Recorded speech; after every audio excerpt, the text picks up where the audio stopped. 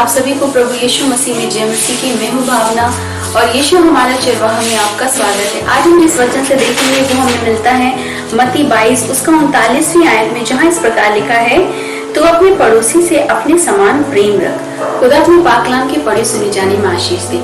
अजीजों, देखिए कितनी अच्छी बात परमेश्वर ने हमें ये दूसरी आज्ञा दी है कि तू अपने पड़ोसी से अपने समान प्रेम रख। लेकिन जब इस वचन को शायद हम भूल जाते हैं और अपने पड़ोसी से अपने समान प्रेम नहीं रखते, हमारा सारा ध्यान अपने पड़ोसियों की कमियों पर लगा रहता है।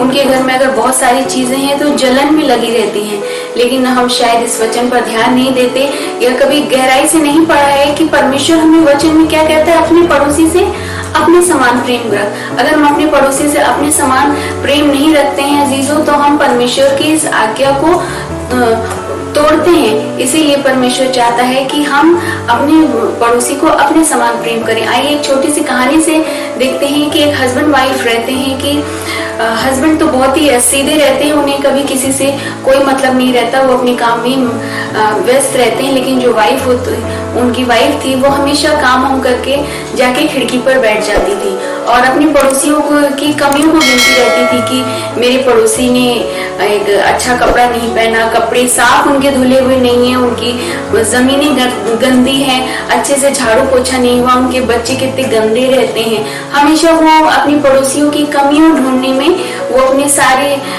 टाइम निकालती थी और अपने हस्बैंड से बताती तो हस्बैंड उनकी हूं कर देते थे, लेकिन कुछ कहते नहीं थे।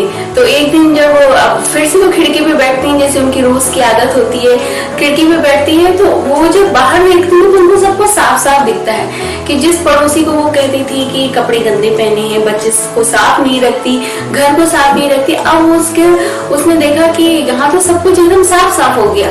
तो वो अपने हस्बैंड के पास जाती है और कहती है कि पता है, जो पड़ोसी हमेशा गंदी रहती थी अब वो साफ रहने लगी है, हो सकता है उसने नई मेड रख ली हो। वो ऐसे ऐसे बताने लगी अपने हस्बैंड से।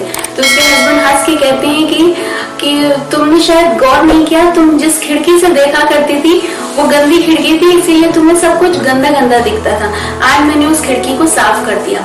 अजीजों, आज ऐसे हमारा भी जीवन है कि हम अपने जीवन को तो नहीं देखते बल्कि दूसरों की कमियों को गिनते हैं। अपने जीवन की कमियों को छोड़कर हम दूसरों की कमियों को ढूंढने में लग जाते हैं और इसमें इतना हम आगे बढ़ जाते हैं कि हम अपनी कमी को कभी समझ ही नहीं पाते। जिस प्रकार अगर उसके जैसे हमने भी कहानी में पढ़ा देखा कि किस प्रकार हस्बैंड ने जब वो शीशा साफ कर दिया तो उस लेडी को सब कुछ साफ साफ दिखने लगा।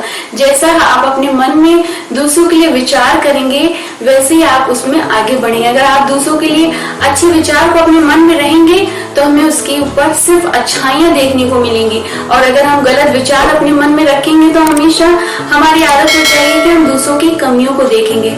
लेकिन जब हम अगर विश्वासी हैं और परमेश्वर के वचन पर चलते हैं तो हम यूहन्ना 8 का 1 से 11 में पढ़ेंगे, जब परमेश्वर के सामने उस व्यभिचारी स्त्री को ले आया गया क्योंकि वो व्यभिचार में पकड़ी गई थी और परमेश्वर को दिया गया कि आप इन्हें दंड दे, तो परमेश्वर ने उसे दंड नहीं दिया।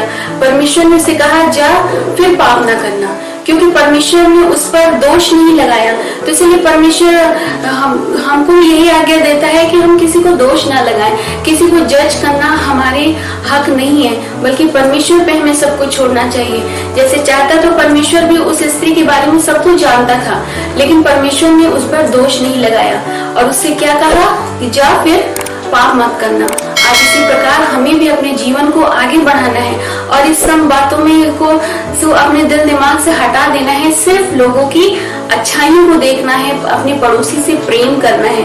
वो अपने घर में क्या कर रहे हैं वो उससे हमें कोई मतलब नहीं।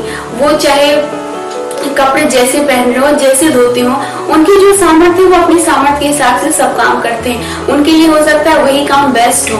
तो हमारा क्या हक बनता है कि हम दूसरों की कमियों पर उंगली उठाएं या उन्हें गलत सलत बोले। हमें तो परमेश्वर ने प्रेम करना सिखाया है कि हम दूसरों से प्रेम करें, और अगर हम किसी को ऊंचा नहीं उठा सकते तो हमारा हक नहीं बनता कि हम किसी को नीचे गिराएं। इसीलिए हमें हमेशा अपने जीवन को परमेश्वर के वचन के अनुसार आगे बढ़ाना चाहिए। और जैसा परमेश्वर ने अपने वचन में कहा, तो अपने पड़ोसी से अपने समान प्रेम का, जैसे हम अपनों से प्यार करते हैं, अपने बच्चों से प्यार करते हैं, अपने घर वालों से प्यार करते हैं, उसी पर। और जैसे जब बच्चे भी गलती करते हैं तो हम उनकी गलतियों को नजरअंदाज करते हैं, इसी प्रकार हमें भी दूसरों की गलती को नजरअंदाज करनी है और उन्हें अपने समान प्रेम करना है।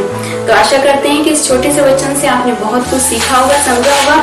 आज ही आप इस वचन को अपने जिंदगी में ग्रहण करें, ताकि आप जहाँ भी काम भी कर रहे हो वहाँ इस वचन का हमेशा ध्यान रखें कि हमें परमेश्वर हमें क्या आज्ञा देता है कि हमें अपने पड़ोसी को अपने समान प्रेम रखना है। और जब हम अपने समान उनसे प्रेम रखेंगे तो परमेश्वर को ये अच्छा लगता है। तो हमारा फैसला है कि हम परमेश्वर को खुश करना चाहते हैं कि परमेश्वर को नाराज करना चाहते हैं। God bless you.